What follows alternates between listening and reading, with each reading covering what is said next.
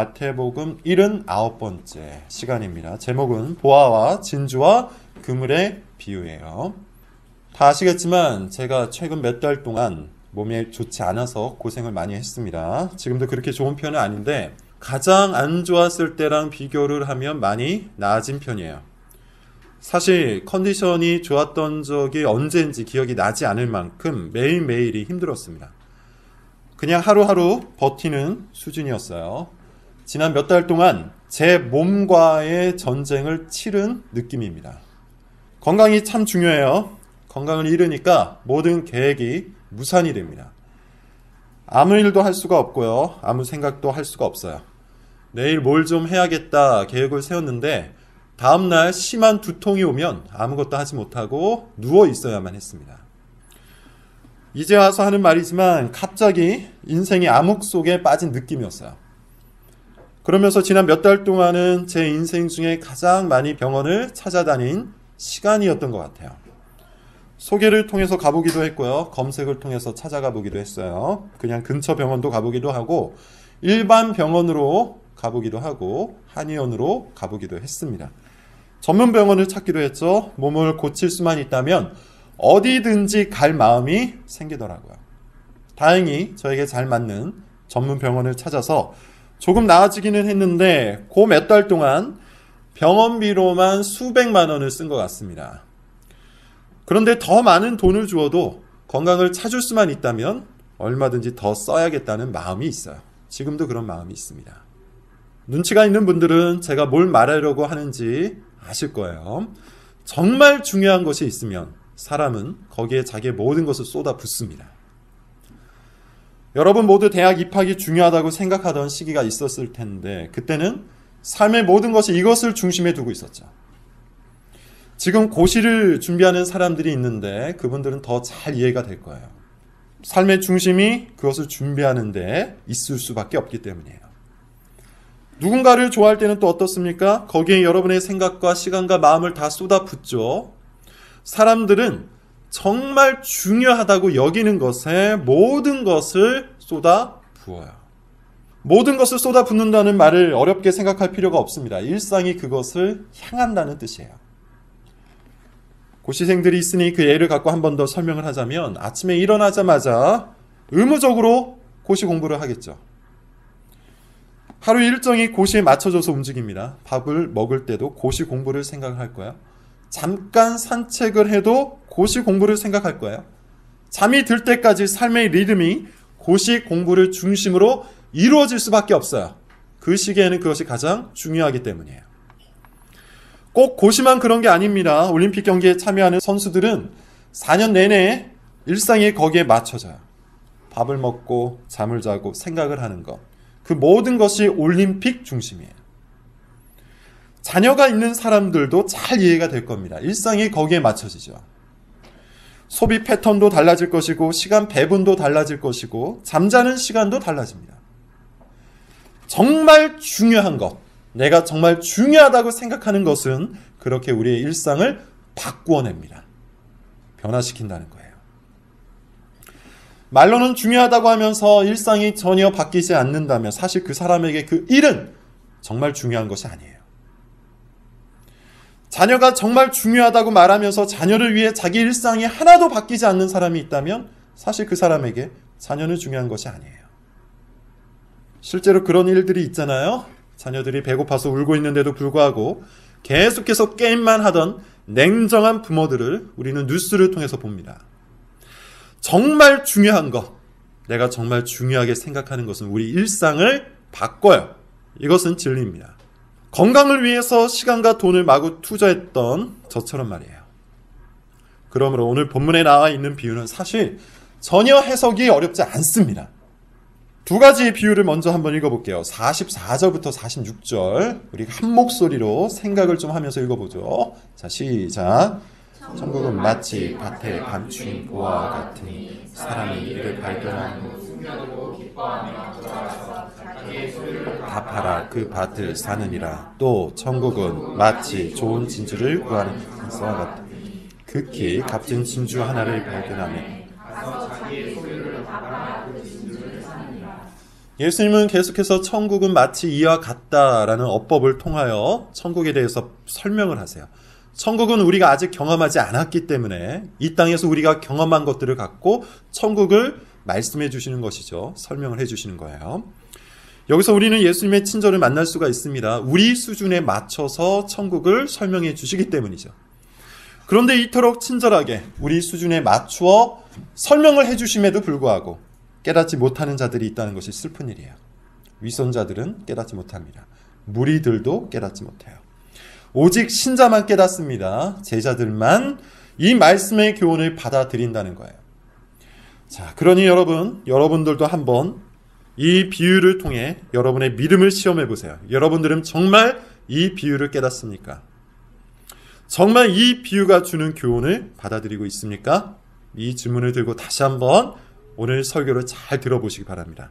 첫 번째 비유에서 예수님은 천국은 마치 밭에 감추인 보화와 같다 이렇게 말씀하세요. 여기서 우리는 천국에 대해서 두 가지를 생각해 볼 수가 있죠. 첫째는 천국은 보화 같답니다. 귀한 것이란 뜻이죠. 중요하다는 뜻이에요.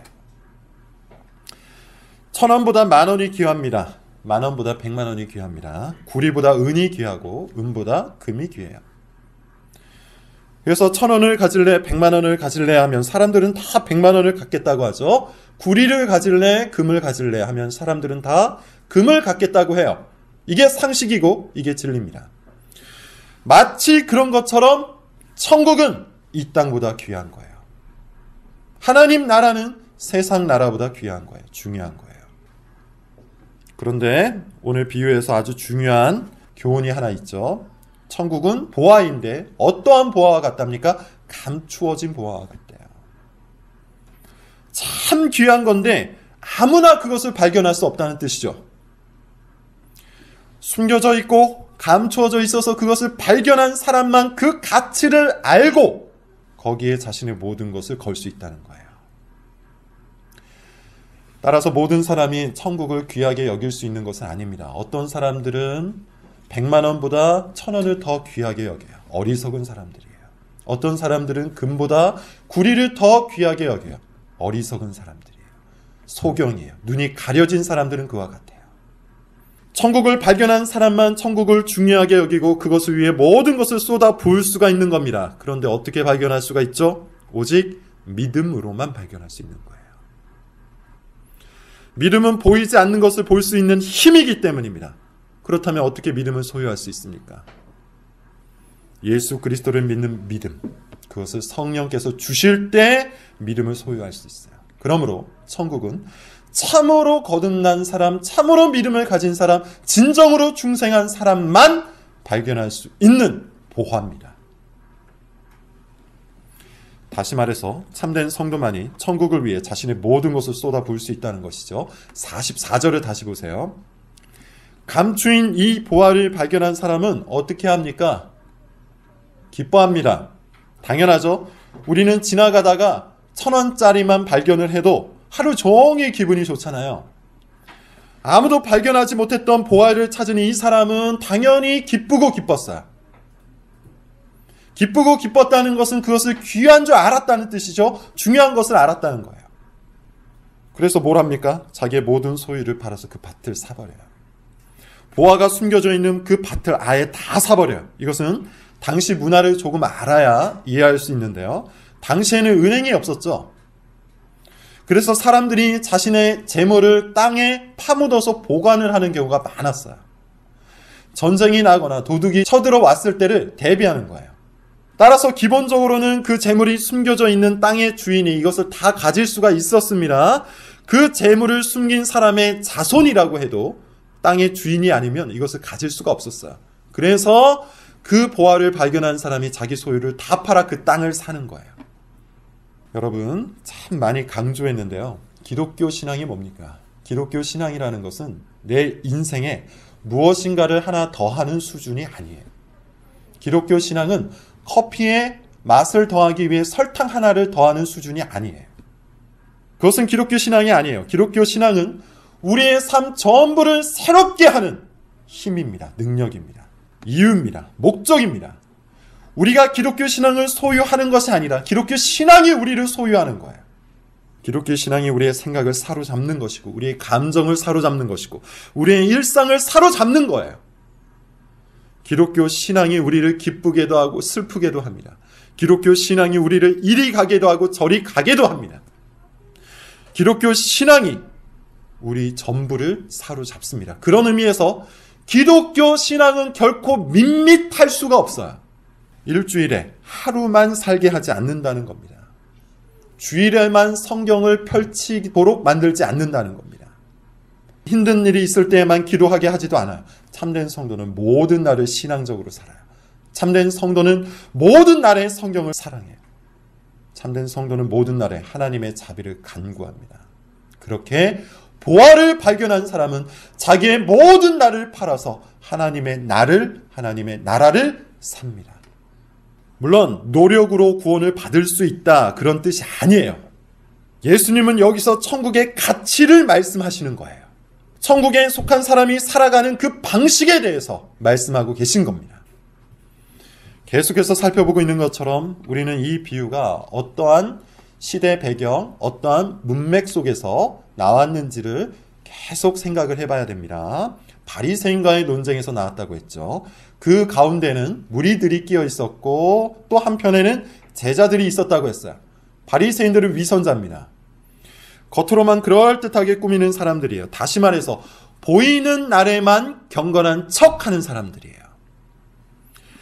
보이는 곳에서만 신실한 척하는 사람들이에요. 예컨대 주일만 경건한 척, 주일에만 종교활동을 열심히 하는 그런 사람들이에요. 위선자입니다. 월요일부터 토요일까지 자기 신앙을 알아주는 사람들이 없을 때는 신앙적인 삶을 전혀 살지 않는 사람들, 그들이 바리새인이에요. 무리는 어떤 사람들입니까? 바리새인들의 교훈에 홀렸다가 예수님의 교훈에 찔림도 받는 구경꾼이라고 했어요. 이리 갔다 저리 갔다 하는 양다리 신자라고 했어요. 예수님의 말씀을 열심히 듣는데 예수님께 전혀 헌신하지 않는 사람들, 그들이 무리입니다. 사실상 위선자라고 했어요. 바리새인의 교훈에 동화되어 있는 사람들이라고 했죠. 그들 마음속에는 위선적인 욕구가 여전하기 때문에 전적으로 헌신하기보다는 적당한 신앙 활동으로 자기 신앙을 끝맺음하려고 하는 사람들이에요. 위선과 위선이 엮여 그리스도께 전적으로 헌신하지 않는 그들은 천국이 무엇인지 전혀 모르는 사람입니다. 천국을 귀하게 여기지 않는 사람이에요. 천국이 보화인 줄 모르는 사람들이에요. 그래서 그들은 자기 재산을 팔지 않습니다. 그래서 그들은 자기 나를 들고 하나님의 나라를 살지 않습니다. 반면에 제자들은 어떤 사람들입니까? 다소 무식합니다. 다소 가난합니다. 다소 오합지졸입니다. 하지만 그들은 예수님을 따라다녔어요. 예수님을 위해서 모든 것을 버리고 예수님만을 위하여 헌신했던 사람들이 제자들이에요. 흠도 많고 많은 부분에 있어서 모자라지만 그들의 마음 전부가 예수 그리스도를 향해 있었다는 겁니다. 겉은 바리새인보다 못해요. 그러나 마음은 그리스도를 오롯이 바라보고 있었어요. 그들이 제자예요. 우리가 복음서를 읽을 때마다 제자들의 우왕좌왕하는 모습을 보고 실망을 할 때가 있죠.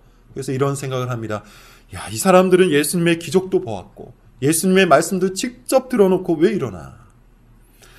그러나 우리는 이것을 알아야 돼요. 예수님의 제자들은 자기의 일상을 던져서 예수님을 샀던 사람들이에요. 자기 재산을 버리고 예수님을 따라다녔던 사람들. 왜 그랬을까요? 보화를 발견했기 때문이에요. 예수님이라는 보물을 발견했기 때문이에요. 그래서 그들은 모든 것을 던져버릴 수가 있었던 겁니다. 여러분, 안타까운 일은 교회를 다니는 많은 사람들이 여전히 제자가 되지 못한 채 무리에 머물고 있다는 거예요. 위선자의 교훈과 예수님의 교훈 중간에 걸쳐서 적절히 신앙 활동을 하는 사람들이 교회 안에 너무나도 많다는 거예요. 위선자의 말에도 긍정적으로 반응을 해줍니다. 예수님의 말씀에도 찔림을 받습니다. 위선자의 행동에도 동참을 합니다. 예수님의 말씀에도 순종을 합니다. 이와 같이 아주 이상한 신앙을 갖고 위선과 위선이 엮여서 모순된 신앙생활을 하는 사람들이 교회 안에 아주 많다는 거예요. 이유가 뭘까요?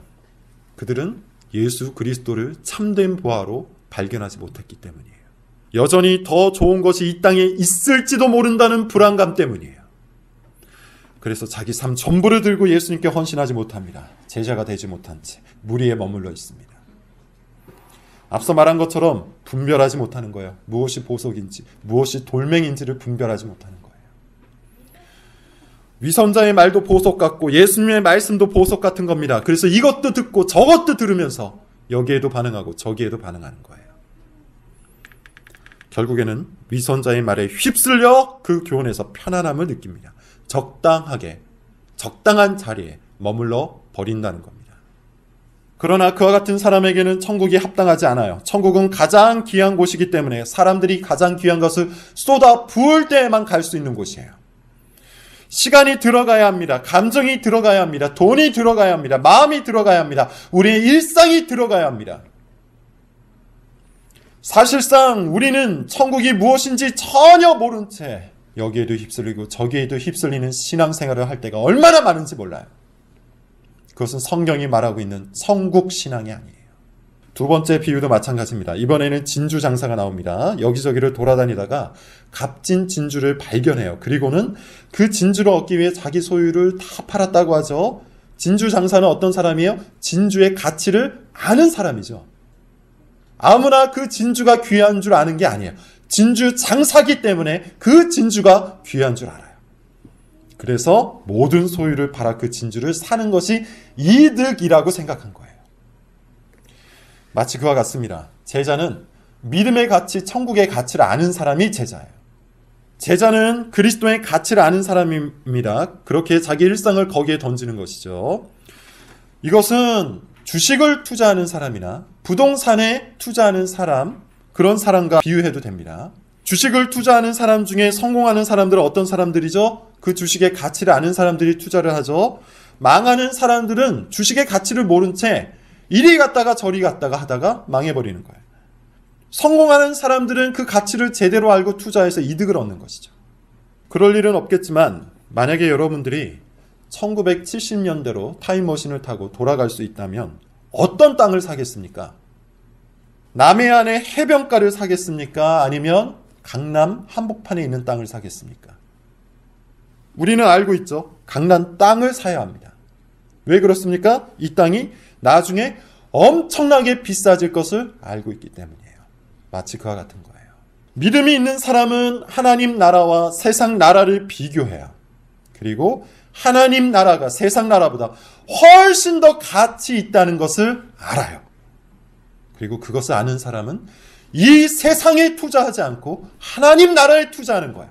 그것이 두 가지 비유의 교훈인 거예요. 여러분, 우리는 어떻습니까? 우리는 항상 하나님의 말씀을 들고 구체적으로 우리 삶을 살펴야 돼요. 그리고 적용해야 돼요. 우리는 어때요? 우리는 이 세상 나라를 지불해서 하나님 나라를 삽니까? 그렇게 살고 있습니까? 이 세상에서 살아가고 있지만 기꺼이 하나님 나라를 위해서 살아가고 있습니까? 그렇게 삽니까? 아니면 6일 동안은 세상 나라에 투자하다가 딱 하루만 교회에 와서 그럴듯하게 자기를 꾸미면서 삽니까? 어떤 사람이 위선자고 어떤 사람이 제자일까요? 전혀 어려운 이야기를 하고 있는 것이 아니죠. 위선이 별게 아니에요. 우리 마음속에 하나님 나라가 귀한 줄 모르고 교회를 다니고 있다면 그것이 위선이에요. 그리스도를 가장 사랑하지 않은 채 교회를 다니고 있다면 그것이 위선이에요. 일상의 신앙이 전혀 녹아있지 않고 말씀과 기도가 없고 그냥 자기 만족과 성공과 탐욕을 위해서 매일매일을 살아가다가 일주일에 딱 한 번 교회만 오고 있다면 그것이 위선이에요. 이처럼 예수님의 비유는 아주 강력한 교훈을 우리에게 주고 있죠. 우리가 흔히 들었던 솜사탕 복음은 예수님의 복음이 아닙니다. 예수님의 복음은 예수님께서 우리를 위해서 다 하셨다는 것이고 그것을 정말로 믿는 사람은 이제 우리가 예수님을 위해서 다 해야 한다는 거예요. 그것이 예수님의 복음이에요. 다시요. 예수님의 복음은 예수님께서 우리를 위해서 다 하셨다는 것이고 그것을 믿는 사람은 이제 우리가 예수님을 위해서 다 해야 한다는 것을 그것이 예수님의 복음이에요. 예수님은 우리의 구원자여 왕이 되십니다. 구원받은 우리는 예수님께 순종해야 합니다. 이 간단한 원리를 모른 채 자기 멋대로의 신앙생활을 합리화하면서 교회를 다니는 사람들이 얼마나 많은지 모릅니다. 위선자입니다. 무리입니다. 구경꾼입니다. 그리스도께 순종하지 않으면서도 자신이 천국에 갈 수 있다고 믿는 사람들이 얼마나 많은지 모릅니다. 종교개혁자 칼빈이 말한 것처럼 성화가 없는 칭의는 참된 칭의가 아니에요. 의롭다 하심을 받은 사람은 반드시 거룩하게 하심 안에서 살아갑니다. 그러므로 참된 신앙에는 결코 위선이 끼어들 틈이 없어요. 자, 여러분, 우리는 다시 한번 이 교훈 앞에서, 이 비유 앞에서 구원론이라는 아주 중요한 진리 앞에 섭니다. 우리는 로마 교회식의 구원론을 경계해야 돼요. 로마 교회는 의화라는 개념을 가지고 칭의와 성화를 섞어버려요. 예수님의 의가 우리에게 주입되었고 우리는 그 주입된 의를 따라서 거룩하게 살아가게 되면 나중에 하나님의 심판대 앞에서 예수님께서 주입하신 의와 우리가 살아간 그 거룩함을 함께 판단받는다. 이것이 로마 교회의 구원론이에요. 반면에 구원파식의 구원론도 경계해야 돼요. 구원파는 구원이라는 선을 통과한 후에는 어떻게 살든지 상관이 없다라는 식이에요. 어차피 천국은 보장되었으니 다 끝났다는 식으로 말합니다. 이것도 가짜 구원론이에요. 개혁교회의 구원론은 칭의와 성화라는 두 개의 축으로 구성되어 있죠. 칭의가 뭐죠? 하나님께서 우리를 의롭게 여겨주신다는 거예요. 우리의 조건이나 우리의 노력이나 우리가 하는 행동을 보고 결정하시는 것이 아니라 하나님께서 자기의 긍휼을 갖고 우리를 불쌍히 여겨주셔서 우리를 의롭게 여겨주신다는 거예요. 그게 칭의예요. 우리가 하는 행동이 아니라 하나님의 아들께서 행하신 일을 보고 우리에게 의를 주시는 것, 그게 칭의입니다. 그러므로 칭의는 우리의 공로로 얻을 수 있는 것이 아니죠. 그런데 또한 중요한 것이 있어요. 성화입니다. 칭의를 받은 사람은 그 순간부터 거룩해져요. 삶이 변화돼요. 칭의의 열매가 나타나요. 마음이 새로워져서 이 땅이 아니라 하나님 나라를 보게 됩니다. 믿음이 생겨났기 때문에 보이지 않는 하나님 나라를 보고 귀하게 여깁니다. 지성이 새로워져서 위선자의 교훈을 분별합니다. 일상이 새로워져서 하나님 나라를 살아가게 됩니다. 우리는 우리의 삶에 맺히는 성화의 열매를 보고서 우리에게 주어진 칭의를 확신하며 더 굳건한 믿음의 생활을 하게 됩니다. 다시 말해서 우리 삶에 성화가 없으면 사실 우리에게 칭의도 없다는 것을 뜻해요. 하나님께서 의롭다 여겨주심이 없으면 어떠한 일이 일어날까요? 오늘 본문 47절부터 50절입니다. 47절부터 50절을 같이 한번 읽어보죠. 시작. 천국은 마치 바다에 치고 각종 물고기를 모는 그릇과 같으니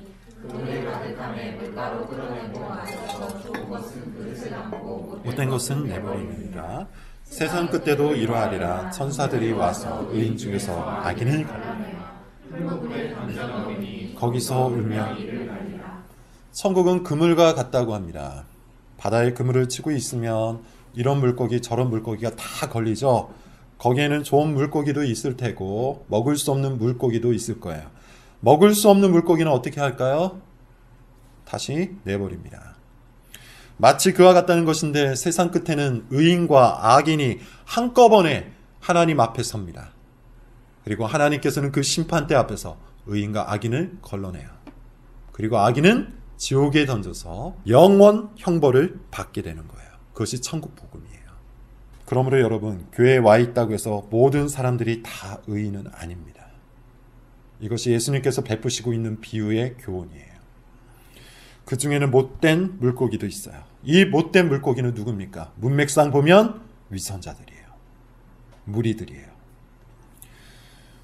바리새인과 그 바리새인의 위선적인 교훈에 동조하는 사람들도 마찬가지로 못된 물고기예요. 비록 이 땅에서는 그 겉모습이 비슷해서 완전하게 가려낼 수는 없을지 모릅니다. 하지만 세상 끝에는 반드시 가려집니다. 앞선 비유와 연결해서 말하면 성화가 없이 스스로 믿음이 있는 척하는 사람들은 마지막 날에 반드시 심판을 받게 되어 있어요. 하나님 나라가 귀한 줄 모르고 적당히 위선적인 신앙과 타협해서 일주일 내내 세상 나라를 탐하고 있다면, 그렇게 살아가고 있는 무리들이 있다면 그들은 참된 성도가 아닙니다. 여러분, 기독교 신앙은 교양이 아닙니다. 기독교 신앙은 취미가 아닙니다. 일주일에 한 번 쉬는 날 교회에 와서 공부하고 돌아가면 끝나는 것이 기독교 신앙이 아닙니다. 아까도 말한 것처럼 커피에 설탕 한 스푼을 넣느냐 마느냐, 그런 취향의 문제가 아닙니다. 생수를 마실 것이냐 독약을 마실 것이냐, 생명이 걸린 문제예요. 대충 생각하고 대충 살아가고 대충 이해해도 되는 문제가 아니라는 겁니다. 영원한 복과 영원한 저주가 걸린 문제예요. 그러므로 여러분들에게 호소합니다. 이 문제 앞에 참으로 진지하게 서세요. 여러분의 신앙을 제발 성경의 저울에 올려놓고 달아보세요. 혹시 속이 텅 비어버린 위선자의 신앙이 아닌지 성경이라는 저울에 달아보라는 거예요. 아무런 무게도 느껴지지 않는 가짜 신앙 아닙니까? 위선자의 교훈에 홀려서 위선자의 말에 동조하고 위선자의 행동을 긍정적으로 받아주는 구경꾼이 아닙니까? 우리의 신앙은 정말 속이 꽉 찬 진짜 신앙입니까? 오늘 본문 51절 52절에 읽고 결론을 내겠습니다. 같이 읽어보죠. 시작. 이 모든 것을 깨달았느냐 하시니 대답하되 예수께서 이르시되 그러므로 천국 제자된 서기관마다 마치 새 것과 옛 것을 제자들에게 묻죠. 깨달았느냐? 제자들이 답합니다. 그렇습니다. 이것은 단순히 머리로 이해했다는 말이 아니에요. 마음으로 이해했다는 뜻이에요. 우리가 아는 것처럼 제자들은 참 연약한 심성을 가졌던 사람들입니다. 신앙도 아주 부족했어요. 그런데 그들은 예수님을 따라다녔어요. 넘어질 수 있습니다.